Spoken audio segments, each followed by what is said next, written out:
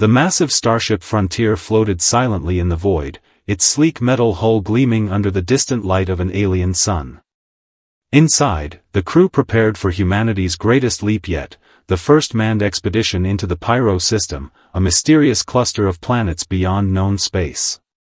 Captain Roy stood on the command deck, his eyes fixed on the swirling blue and orange gas giant dominating the viewscreen.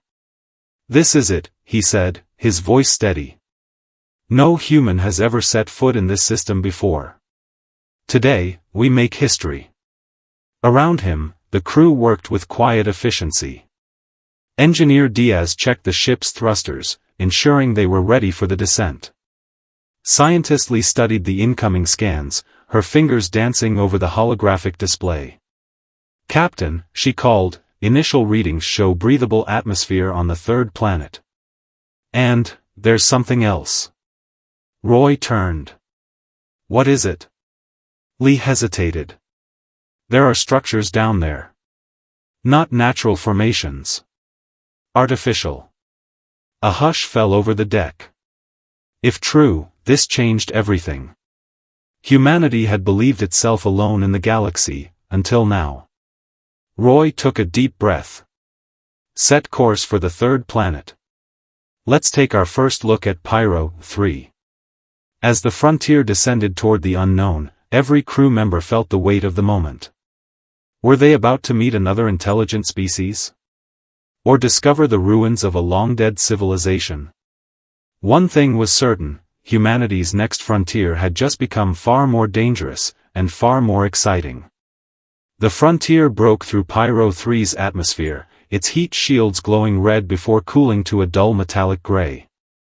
Below, vast forests of towering crystalline trees shimmered under a pale orange sky. Strange, bird-like creatures with iridescent wings soared between them, their calls echoing like distant chimes. Roy tightened his grip on the command chair. "Take us down slowly. I don't want any surprises." Pilot Kara guided the ship toward a clearing, her hands steady on the controls. "Terrain looks stable," she reported. "No hostile activity detected, yet." As the landing gear touched down, the crew assembled in the cargo bay, checking their gear. Scientist Lee adjusted her scanner, her pulse quickening. "The air is breathable, but there's an unusual energy signature coming from those structures. It's faint, but artificial." Security Chief Vance hefted his rifle, his expression grim. "If someone, or something, built those, they might not be happy to see us." Roy nodded. "Stay sharp. We're here to explore, not provoke." The ramp lowered with a hiss, revealing a landscape unlike anything ever recorded. The ground was covered in a spongy, moss-like substance that glowed faintly underfoot. In the distance, the structures Lee had detected rose from the terrain, smooth, obsidian-like towers arranged in a perfect circle. As the team moved forward, the air hummed with an almost electric tension. Then, without warning, the ground trembled. A deep, resonant tone echoed across the land, and the nearest tower pulsed with a soft blue light. Lee's scanner flared to life. "Captain. The energy readings just spiked, something's activating." Before Roy could respond, a section of the tower slid open, revealing a dark passage. A gust of warm air rushed out, carrying a scent like burnt metal and ozone. Vance raised his weapon. "Orders, Captain." Roy hesitated only a second. "We didn't come this far to turn back now." "Lee, Vance, with me. Kara, stay on comms. If we're not back in 2 hours, prep for immediate takeoff." With that, the three stepped into the unknown, their helmet lights cutting through the darkness. The walls inside were covered in intricate carvings, symbols, maybe a language. Lee traced a gloved hand over them. "This isn't natural erosion. This was made recently." Then, from deeper within, a sound, a whisper of movement. Something was in here with them. The whisper of movement grew louder, a rhythmic scraping, like metal on stone. Roy signaled for silence, his pulse pounding in his ears. Vance tightened his grip on his rifle, sweeping its mounted light across the corridor. The beam caught something, a flicker of motion, there and gone. Then, a voice. Not human. Not mechanical. A deep, resonant hum that vibrated through the walls, forming something almost like speech. Lee's scanner lit up wildly. "Captain, I'm picking up." Before she could finish, the shadows shifted. A figure stepped into the light. Tall. Thin. Covered in smooth, segmented plates that gleamed like polished bronze. Its elongated head had no visible mouth, only two large, black eyes that reflected the human's lights unnervingly. Three-fingered hands lifted in what could have been a gesture of peace, or warning. Roy slowly raised his own hands, palms open. "We mean no harm," he said, voice steady. The creature tilted its head. The humming grew louder, more complex, layers of sound weaving together. Then, a second figure emerged from the darkness, this one holding a smooth, rod-like object. It touched the wall, and suddenly, the carvings flared to life, glowing with soft blue light. A hologram flickered into existence, a star map. Earth's solar system. Then Pyro. Then a third, unfamiliar system, connected by a dotted line. Lee gasped. "They're showing us their origin point. They're not from here either." The first alien gestured toward the hologram, then to itself, then to Roy. The meaning was unmistakable: "We came from elsewhere, just like you." Vance kept his rifle lowered but ready. If they're explorers too, why the secrecy? Why hide? As if in answer, the second alien touched the rod to the wall again. The hologram changed, a massive, jagged shape, floating in space. A ship, but unlike any human design. Dark. Angular. Menacing. The first alien made a sharp, discordant sound, then mimed an explosion with its hands. Roy's blood ran cold. "They're warning us," he murmured. Something out there destroyed their home. The humming shifted, became urgent. The alien stepped back, gesturing for the humans to follow. Lee looked at Roy. "They want to show us something else." Outside, the sky darkened as Pyro 3's twin suns dipped below the horizon. The crystalline trees cast long, jagged shadows. Somewhere in the distance, a low, droning noise began, mechanical. Unnatural. The aliens froze. Their humming turned frantic. Kara's voice crackled over the comms. "Captain, we've got a problem. Sensors just picked up an unidentified vessel entering the atmosphere. It's static. Then, it's heading straight for you." The droning grew louder, vibrating through the ground like a gathering storm. Roy didn't hesitate. "Fall back to the ship, now." The aliens moved with startling speed, their long limbs carrying them toward a hidden ramp in the tower floor. One turned, its inky eyes locking onto Roy's. It gestured urgently, "Follow." "Captain." Vance barked. "We don't know where that leads." Above them, the sky split open. A jagged black ship descended, its hull swallowing the fading sunlight. No running lights. No markings. Just sheer, silent menace. Lee's scanner shrieked a warning. "Energy surge, they're powering weapons. Go." Roy shoved them toward the alien's path. "If they wanted us dead, we'd already be burning." They plunged into the tower's depths, the passage sloping steeply underground. The walls pulsed with that same eerie blue light, revealing carvings of wars, of fleeing figures, of the dark ship looming over broken worlds. The lead alien hissed a command. A door slid open, and the humans staggered into a cavernous chamber. Mother of. Vance's grip on his rifle slackened. Before them sat a sleek, silver vessel, half buried in the rock. Not human. Not like the black ship above. Its surface shimmered as if alive, reacting to their presence with ripples of light. The aliens hurried to its hull, pressing their hands against it. The metal melted at their touch, forming an entrance. Lee sucked in a breath. This is their ship. They crashed here. A thunderous boom shook the cavern. Dust rained from the ceiling. No time. Roy lunged forward. Can it fly? The lead alien trilled, a sound that somehow conveyed yes, but barely. Another impact. Closer. The black ship was digging. Kara's voice crackled through the comms, panicked. Captain, that thing just fired on the frontier. Shields are at 30%, we can't, the transmission cut out. Roy's stomach dropped. Kara? Kara. Silence. The aliens froze. Then, as one, they turned to the silver ship. The hum of its awakening systems filled the chamber. The message was clear, this is our only chance. Vance spat. You expect us to trust alien tech against that? He jabbed a finger upward. Lee was already moving. We don't have a choice. Roy met the lead alien's gaze. A nod passed between them. Somewhere above, metal screamed as the black ship tore through the tower. Then we fight, Roy said. The silver ship's interior was alive with bioluminescent veins that pulsed faster as the aliens worked. Roy watched as their three-fingered hands moved across organic-looking control nodes, making the vessel shudder awake with a deep, resonant hum.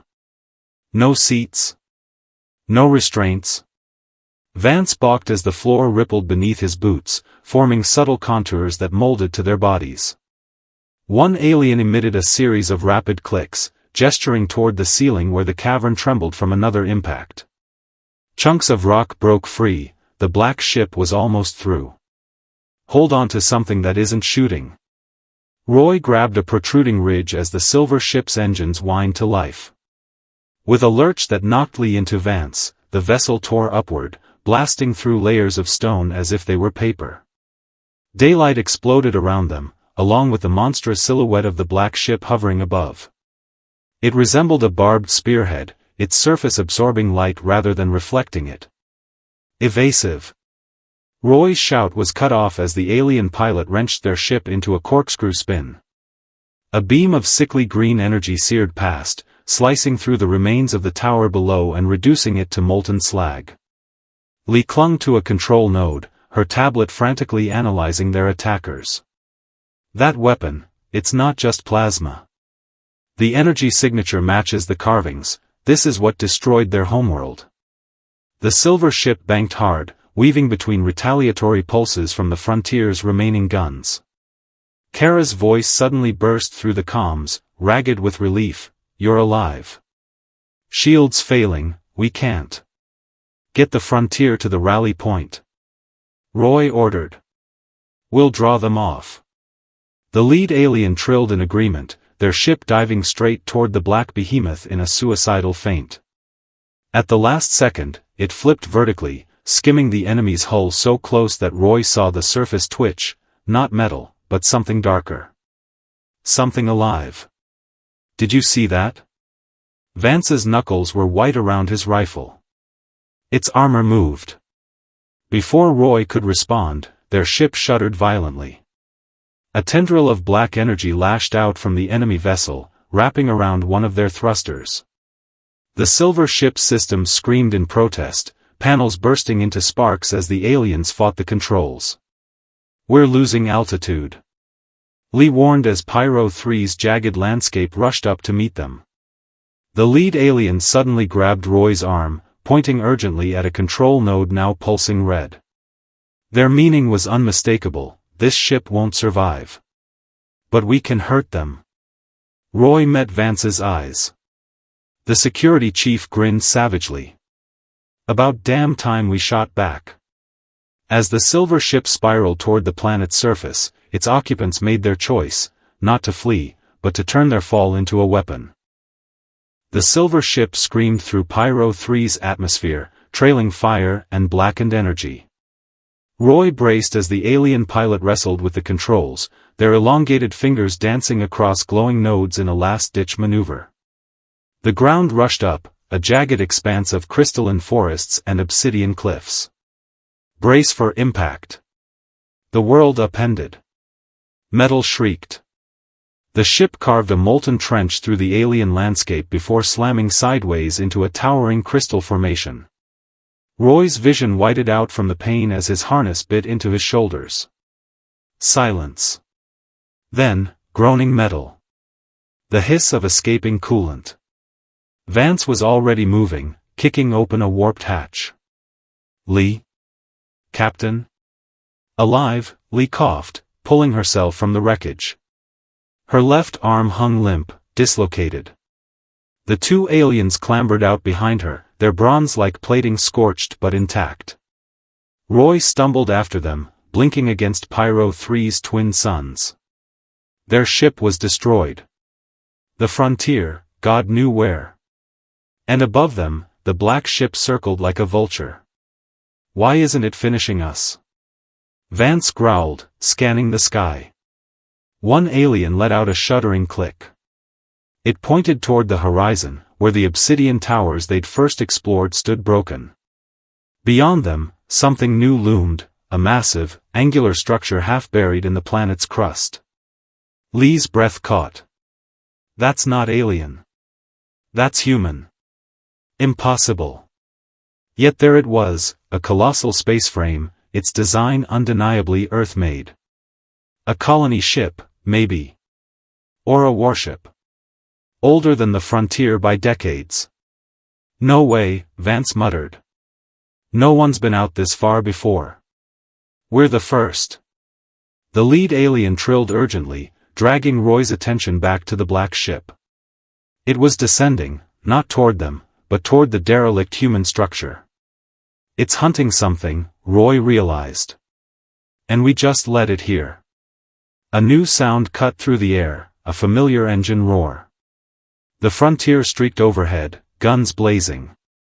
Kara's voice crackled through Roy's comm, "Miss us?" The black ship twisted in midair, tendrils of dark energy lashing out. The frontier banked hard, but not fast enough, one wing sheared off in a burst of flame. Kara. No response. The frontier spiraled toward the ruins. The lead alien gripped Roy's shoulder, its black eyes reflecting the fire in the sky. It pointed first to the wrecked human ship, then to its own chest, then to the circling predator above. Roy understood. You've seen this before. That thing, it's been hunting both our kinds. The alien nodded. Vance checked his rifle's charge. Then let's return the favor. The ruins swallowed them whole. Roy led the ragged team through the skeletal remains of the human ship, its rusted hull groaning under Pyro 3's twin suns. The air smelled of ozone and decay. Scorch marks patterned the walls, not from age, but from battle. This was no accident, Lee whispered, her dislocated arm now hastily splinted. They fought here. And lost. Above them, the black ship circled like a patient predator. It made no move to attack. Not yet. Vance kicked open a collapsed door, revealing a cavernous chamber beyond. Captain. You need to see this. Inside, the truth waited. A massive holographic log flickered in the center of the room, frozen mid-playback. The image showed a human crew in outdated uniforms, their faces gaunt with terror. The date stamp made Roy's stomach drop, 23 years ago. They were ours, Lee breathed. An early deep space mission. But, this was never in any record. The lead alien stepped forward, its three-fingered hand hovering over the console. With a click, the recording sputtered to life. Repeat, this is Captain Elias of the UNS Pioneer. We are under attack by an unknown hostie, static. The image warped. Not a ship. It's alive. It consumes. We found the ruins first, we thought we were alone out here but, a scream off camera. It's learning from us. It's using our own tech against. The transmission cut off. The final frame showed something terrible, a shadow unspooling from the ceiling, tendrils piercing a crewman's skull. Roy's hands clenched. That thing's been hunting humans longer than we knew. A shudder ran through the derelict. Dust rained from the ceiling. Outside, the black ship had begun its descent. The second alien suddenly grabbed Lee's scanner, jabbing at the readouts. The device translated its frantic clicks. IT seeks the core. The core remembers. What core? Vance demanded. The alien pointed downward. Beneath their feet, deep in the ship's belly, something pulsed with a faint blue glow. Another impact. Closer this time. The walls trembled. Roy made his decision. Vance, rig the ship's reactors to blow. Lee, help our friends access whatever's below. We're ending this. As they split up, the hologram flickered one last time, Captain Elias's face, resigned and grim. If anyone finds this, don't let it reach Earth. The lights went out. From the corridor behind them came a sound like cracking bones, and the whisper of something learning its way inside.